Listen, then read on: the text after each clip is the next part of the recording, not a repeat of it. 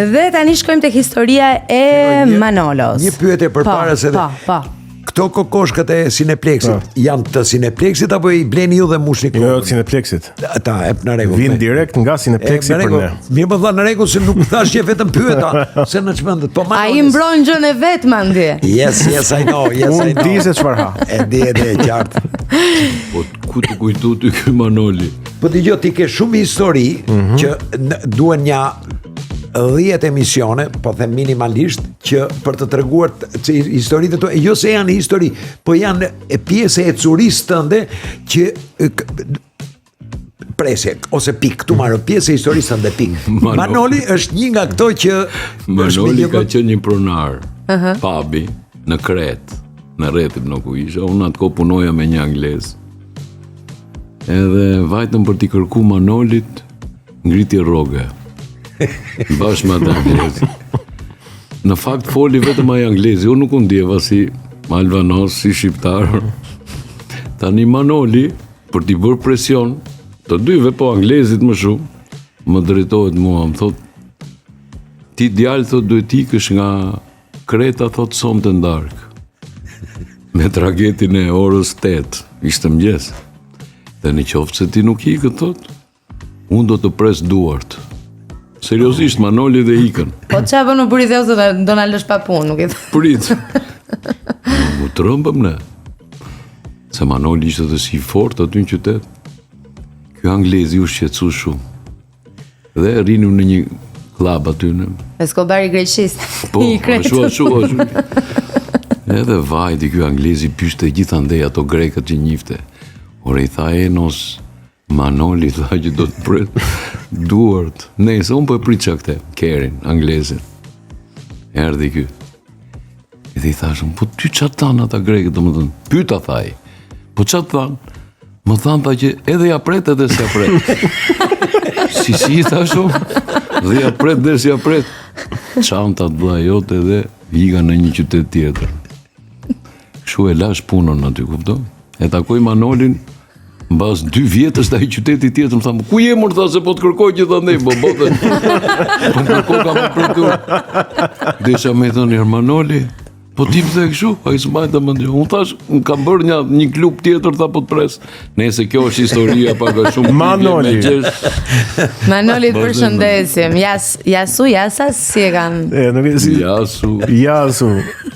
Tani, ne do shkojmë tek mesazhi yjeve, po përpara kësaj, me që erdhëm nga sugjerimet e leximtarit, do doja të flisnim pak për një libër që ti e konsiderove pas Biblës apo jo? Jo, nuk e konsiderova pas Biblës, e konsiderova që mund të ta zëvendësoj. Mund të ta zëvendësoj Biblën. Sepse Bibla vlerat I ka ke mesazhet që sjell, ke mesazhet që t'jep. Do të thot mos vidh, mos pretendo grunë tjetrit, ku diun nga këto, domethënë këto janë përfshira të gjitha. Libri Tre shokët të sjell mesazhe sociale, sipas me jetë paktën atë moshë që njeriu fillon edhe kupton se çfarë është, se për shembull mesazhe sociale sjell edhe zemrën edhe amiqes, që të tregon se si duhet të komportohesh me shokët, si duhet sillesh sakrifica, por në një moment që ti rritesh dhe fillon hyn në një marrëdhënie tjetër që hyn ku diun shoqëria, miqësia, alkooli, pijet, rrugaçëria, zënkat, prostitutat, ku diun gjitha këto që përbëjnë jetën e përditshme, ti fillon mendja e një të riu, e një adoleshenti fillon punon dhe si thosh në një farë mënyre personifikohet në ata në libër, fillon gjen veten në situata të ndryshme. Kjo, për këtë unë them tonjza, që të zëvendëson Biblën, se njeriu fillon kupton ca gjëra se çfarë ndodhin në jetë. Të kujt I thuri lavde, çka qëndrimit mbaj, si shprehet, deri ku shkonin nati, si është problemi I hakmarrjes, si është problemi I sakrificave për shokun, për dashurinë, ç'a është dashuria, ku konsiston, ç'a është gara, ç'a është kjo. Pra në gjithë kontekst, unë mendoj që ai libër mua më ka, si thuash, më ka futur në ca shina në jetë për të kuptuar vazhdimin pastaj me shokët, me miqësinë, ke besnikëria, ke të gjitha këto gjërat. Ky ishte mesazhi. Mesazhi. E di pse e përmenda, se në fakt ishte interesi im për ta përmendur, sepse është dikush që ma ka marrë, më saktë kam dhënë si libër për ta lexuar dhe s'ma ka kthyer akoma, kështu që i bëj thirrjet ma kthej. Nëse na dëgjon, kthej librin Violës, or mik, apo është mike. Normalisht ndodh që kur ti jep një libër të mirë, tash sot nuk është më kjo mundësi se sot shkon e gjen një kopje ku do. Por flas në atë periudhë që librat dilnin me një tirazh tirazhi, çfarë fjalë? Tirazhi, dilte një tirazhi të dilnin 1500 kopje, 800 kopje, 2000 kopje dhe duhet kalonin vite që ai të kalonte në ribotim. Dhe ti atë libër kishte mundësi ta humbisje përfundimisht, sidomos librat e viteve 50, 60 iknin dhe nuk i gjetë dhe u krijua ky mentalitet të paktën në Tiranë që libri nuk i jepej ose i jepej ke një njeri që e kishte të garantuar që do e merrje mbrapsht. Dhe mbi këtë parim un kam bler dikur në vitin 1984, 83, diku. Mbaj mend edhe vendin ku e kam bler në plazh te Hekurudha, ka qenë stacioni autobusit.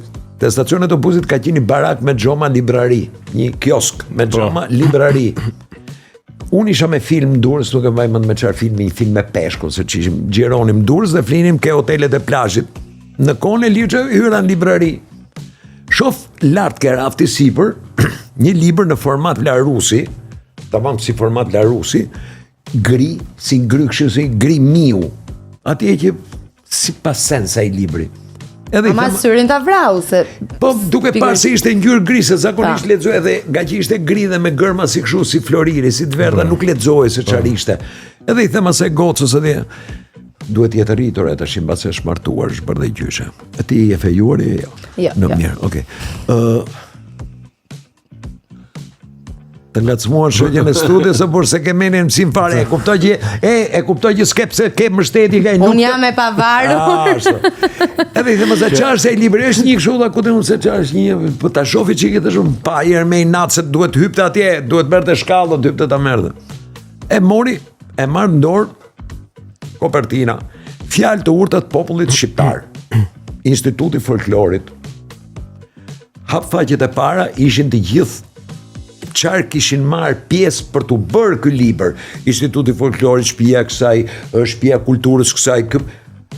Hap faqet e para, kalova në fund fare, thash, po kaloj në fund fare, thash, libri ishte kaq i trashë.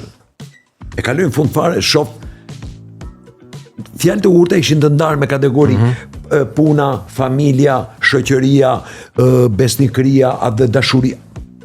U ktheva dhe herë nga fillimi.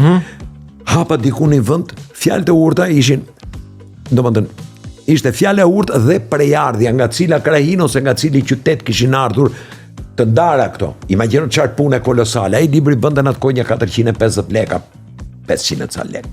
Domethënë gjysë rrogë po që. Sa dush shumë po se po. Një të vudorën xhep vllai ti thash një të pa e marrën këtë.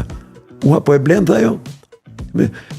Mirë, ka gjithat kohë aty dhe ka ca kohë aty dhe se blen një kopje ishte atje. Atë nuk e kam gjetë më në asnjë vend.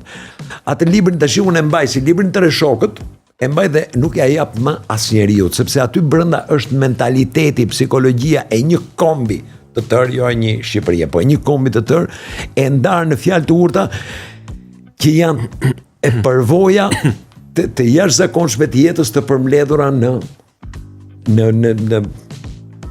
në fraza koncize të jashtëzakonshme.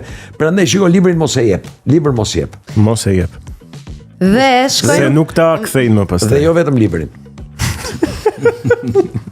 Edhe fjalën. Jo, gjërat që ke të tua përse mos i lëshon nga dora. Librin s'po ta kthejnë. Për të ngacmuar, po të ngacmojnë. Po unë ç'a bëj këtu? Lind pyetja. Ora ti tani do marrësh vesh. Pyetet po fol çka ke për të folur tash para. Do marrësh vesh se çfarë do bëhet tek mesazhi i yjeve. Një emision kaq i bukur që ka nisur këtu në Radio Sol me Mand Xhulin. Ja, te bluza e ka. Kush kamera? Bën një mesazhi i zoom yjeve. Me çfarë shënjë është kjo Nelkun si njomi. Ajo do të jetë Dashi. Dashi ose Demi. Ose Demi më duket. Më duket se është Demi. Demi se lopa është pa brirë. Po. Demi ose Me Mand Xhulin, Eni Nelkun, Bled Seikon edhe Sokol Sheun. Apo jo? Bukur. Emisioni titullohet Mesazhi i yjeve në kontekstin ka dhe nënthënien në fat dhe në muzikë, sepse është mesazhi i yjeve që vjen nga astrologjia dhe mesazhi i muzikës që vjen nga këngët.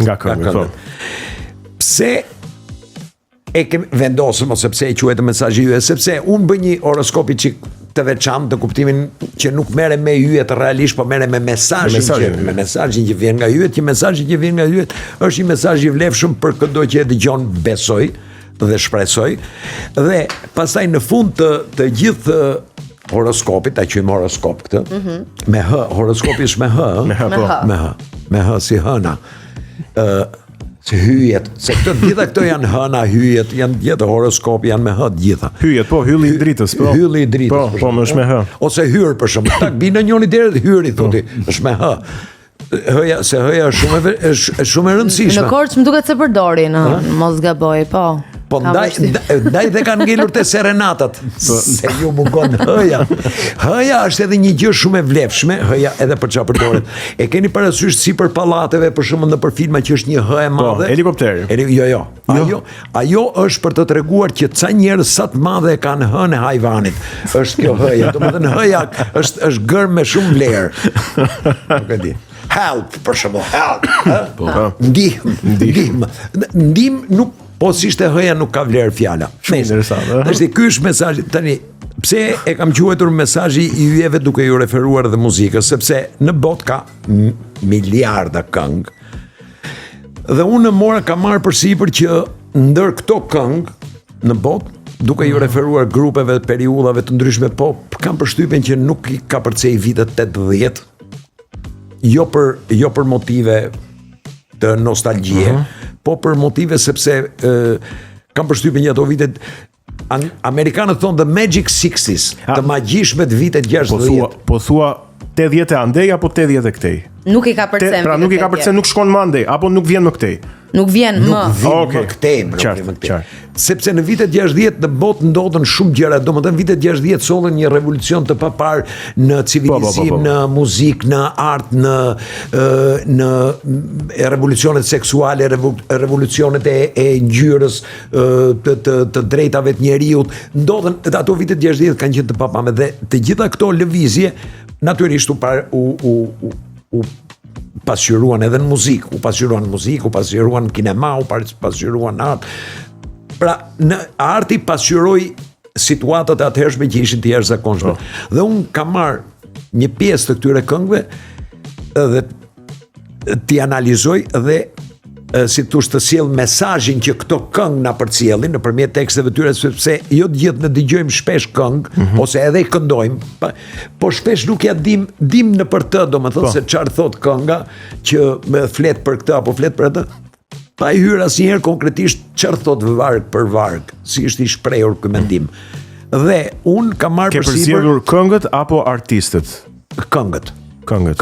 Pastaj mund të jenë edhe më shumë se një këngë të një artisti, nuk ka problem. Po, pa diskutim, për shembull nga Bob Dylan çat zgjedhësh një këngë. Nuk zgjedhet nga Bob Dylan një këngë. Nga Rolling Stones nuk zgjedhet, nga Creedence nuk zgjedhet vetëm një këngë. Apo ku diun nga Amy Winehouse, çfarë një këngë të zgjedhësh. Nga Vasco Rossi. Po themi se këto vitet 60 nuk ishin vetëm në Amerikë, këto kanë qenë në Itali. Po, pa diskutim. Një magji, po. Po në Itali, po në Francë, po domethënë ishte në Angli. Në Angli nuk ne në Angli rim merremi jo Beatles-at, jo Stones-at. Anglia në atë kohë të myste. Tash nga Elton John çfarë mund zgjedhësh një këngë? Apo nga Lucio Battisti mund zgjedhësh një këngë. Nga Lucio Battisti zgjedh një album, po jo një këngë. Nga Celentano zgjedh një album, nga Bobby Sole, nga Mina zgjedh një, domethënë janë pafund këta këngëtarë. Po unë jam munduar të kapem një çik, se për shembull jam munduar të kap një këngë të Fabrizio De Andrés, një këngë të De Gregorit, një këngë, për shembull në një nga emisionet që do të vinë më mbrapa, unë do të analizoj një këngë të De Gregorit që titullohet Generale, që është një këngë e jashtëzakonshme kundër luftës. Si kundër luftës është edhe